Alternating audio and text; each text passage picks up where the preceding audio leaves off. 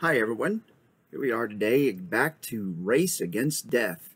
Today we're going to read two short stories. A Small Miracle.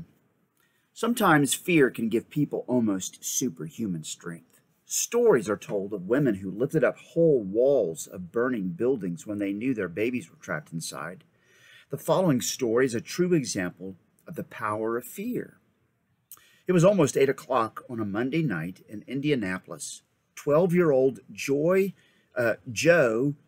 Turnham and his friend from 7th grade, Larry Wilson, were walking along the street. Joe was on his way to help out at a church bingo game, a job that earned him a little money each week.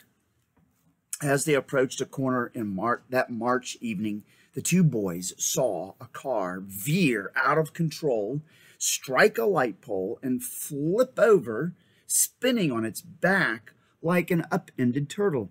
The boys ran to the car. Inside was a 62-year-old man, still unconscious, but with his face and his nose covered with blood. Gasoline was leaking rapidly out of the overturned car, and just as the car stopped spinning, a spark from the engine ignited the gas, and flames erupted around it. That's horrible. There it is. There's a picture. See it?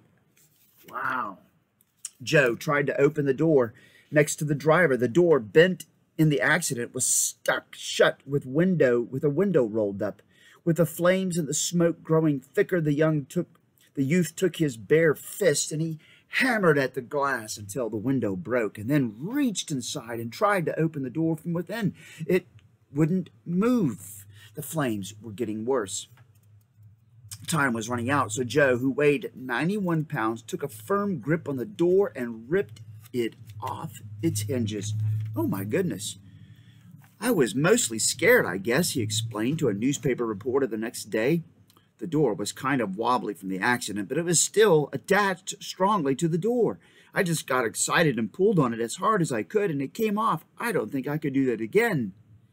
Joe pulled the man out of the car and helped him through the flames over to a nearby lawn. A neighbor arrived and put out the fire with a fire extinguisher. An ambulance came to take the man to the hospital, and Joe continued on his way to the bingo game. Wow.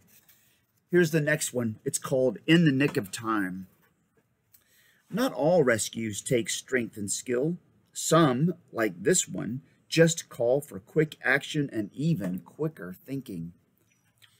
Jacobsmeyer, 11 years old, was walking to his friends one Friday afternoon in the parking lot of the trailer park in Davenport, Iowa, where he lived.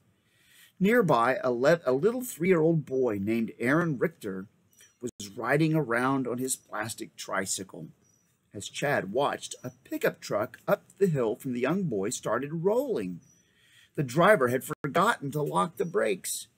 I saw this truck rolling backward, and I thought, my eyes must be seeing things, Chad said.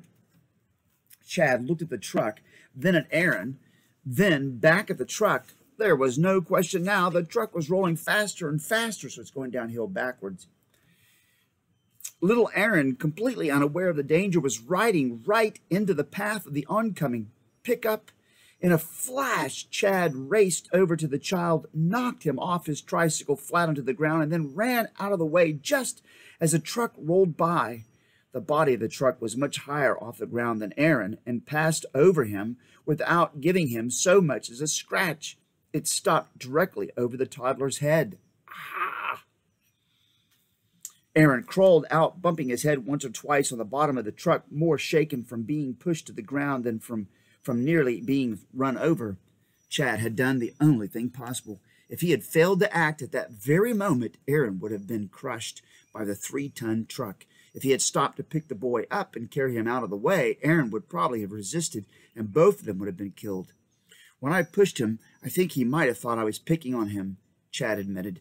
But it didn't take long for Aaron to forgive Chad. Wow. And there it is. And there's the truck going backwards, and he knocked him off. Here goes the tricycle. Wow. There you go. 2 stories. We'll pick up more tomorrow. And so until then, bye-bye.